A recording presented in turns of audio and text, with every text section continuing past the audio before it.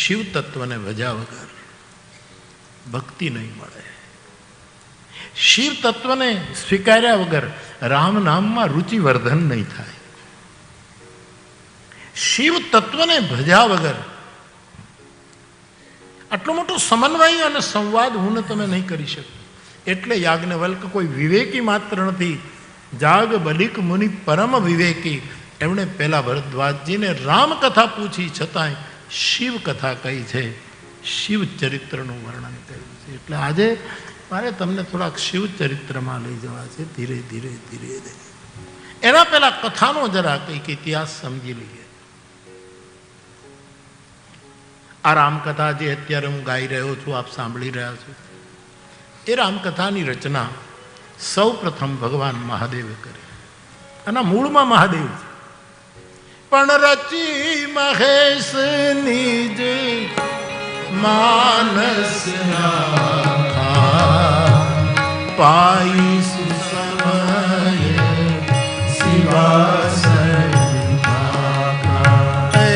પાઈ સુસમય શિવાસન.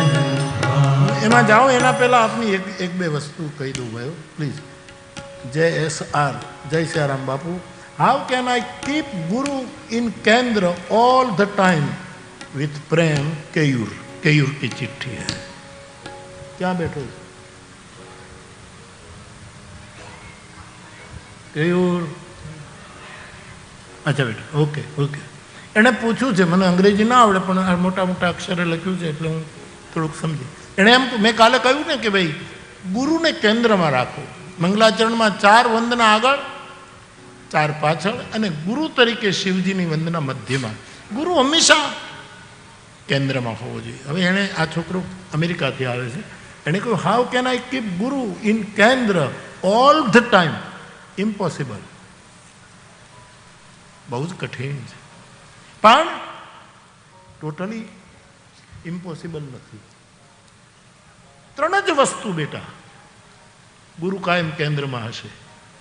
3 જ વસ્તુ મારી દ્રષ્ટિએ, મારા અનુભવ, મારા કેન્દ્ર મારું ત્રિભુવન છે.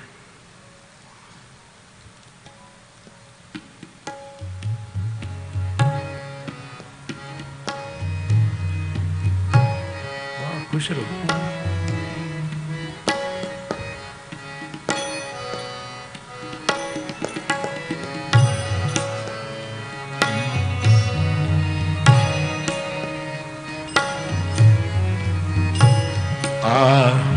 सत्य प्रेम ने करुणा त्रणे भुवन भुवन छे.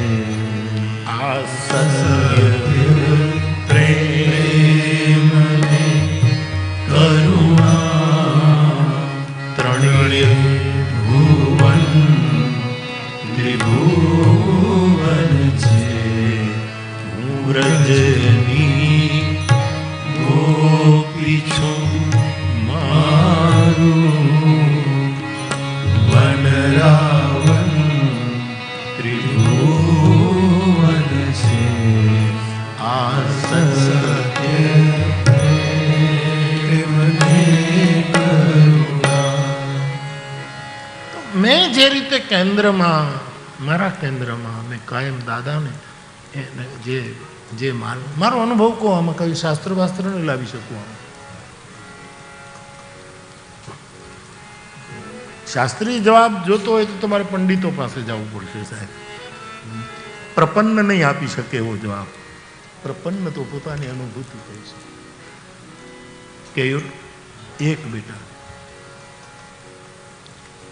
ઓલ ટાઈમ ગુરુ. હાઉ કેન આઈ કીપ ગુરુ? ગુરુને ઓલ ટાઈમ, દરેક સમયે કેન્દ્રમાં કેમ રાખી શકાય?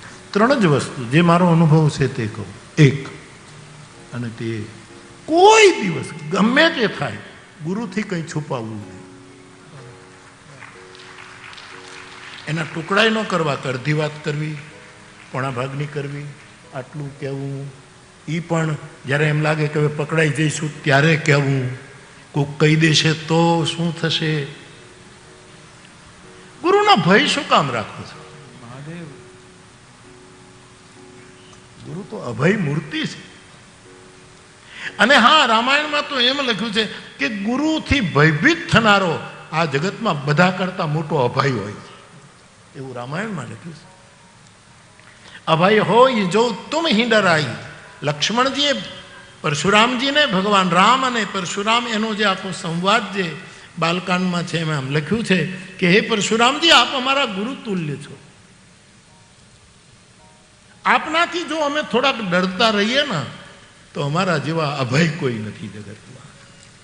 અમે થોડાક તમારાથી ડરીશું તો અમે અભય રહીશું. કેટલું ઉલટું સૂત્ર છે આ, અને છતાંય દરેક કાળમાં પ્રાસંગિક છે મારી દ્રષ્ટિએ. મારી તમારી સ્થિતિ એ છે, આપણે આપ છેડ્યું છે એટલે મેં કોઈ દિવસ કંઈ છુપાવ્યું નહીં.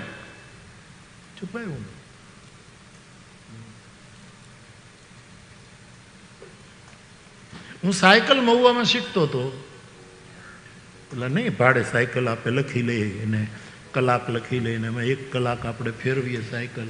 એમાં સાયકલ શીખતા શીખતા મહુવાના પેવેલિયનમાં આમ ફરવા ગયો. એમાં શીખતો હતો ત્યારે પડી ગયો એટલે મારો ગોઠણ છોલાણું, થોડુંક લોહી નીકળ્યું.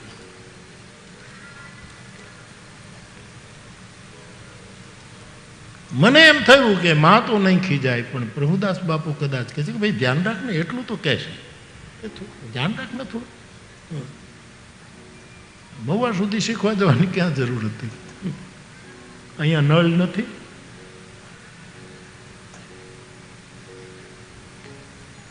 માં તો બોલે જ નહીં, સીધી વાત હતી. પણ મને એમ થયું કે દાદાને પીડા થશે કે ભાઈ ઠપકો તો ના આપે, પણ મેં હિંમત કરી કે મારે છુપાવવું નથી. આ તો બહુ સામાન્ય, હું તમને એટલા માટે સામાન્ય વાત કહું છું કે શું કામ ડરવાનું ગુરુથી? ગુરુ તો અભય છે. દત્તા ભયમ. ભગવાન કૃષ્ણની 2 ભુજા, ભાગવતકાર કહે, એક ભુજા મને તમને અભય આપે, બીજો હાથ મને તમને વરદાન આપે. દત્તા ભયમ ભુજદંડ યુગમ વિલોક્ય. ગોપિયા એ ભુજાઓને જોતી રહેતી હતી. આમ કૃષ્ણ હાથ કરે ત્યાં ગોપીઓ પાગલ થઈ જતી કે આ કેવી, અને છતાંય દ્રષ્ટિ કઈ. કૃષ્ણ પૂર્ણ પુરુષ છે, એની ભુજા ઉપર રાક્ષસો પણ મોહિત થઈ જતા હતા. સ્ત્રીઓ શું, પણ જ્યાં આમ ભુજા કરે ત્યારે સુખદેવજી કહે છે કે ગોપીઓને એ જ દેખાતું હતું કે આ હાથ છે એ આશીર્વાદક છે, અને આ હાથ છે એ અભયદાન છે. અભયદાન છે, એનાથી ડરવાની જરૂર નહીં. અને કાં તો જે છુપાવવું પડે એવું કરવું નહીં. સીધો સાદો વાત. આપણે ગુરુ આશ્રિત હોઈએ તો, નહીં તો કાંઈ સવાલ જ નથી. આ બધા બહુ મારે અઘરું તમને ડરાવવા નથી. આ તો પૂછું કે ગુરુને સતત ઓલ ટાઈમ કેન્દ્રમાં રાખવા હોય તો આટલું ધ્યાન રાખવું પડશે. અને કેવું આ કર્યા પછી બેટા કદાચ ગુરુ ભૂલાઈ જાય ને તોય ચિંતા નહીં હોય. તું કેન્દ્રમાં નહીં રાખીશ, પણ કોઈ ગુરુ તને કેન્દ્રમાં રાખશે કે આ મારું વાછરડું છે, આ મારી જોકનું વાછરડું છે. આ તો સીધો હિસાબ છે.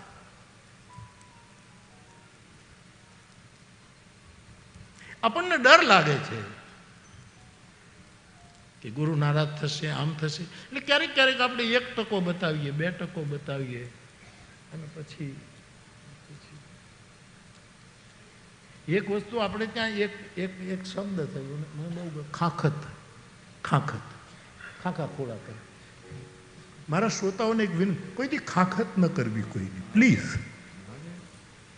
ખાખત કરવાનો ટાઈમ મળે ને તો 2 હરિનામ લઈ લેવા મહાદેવનું.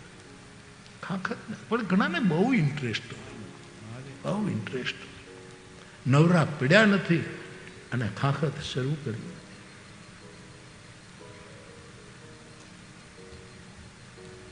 બહુ અઘરું છે બાપ. પણ હવે જો કેન્દ્રમાં જ રાખવાની વાત હોય તો બાકી ન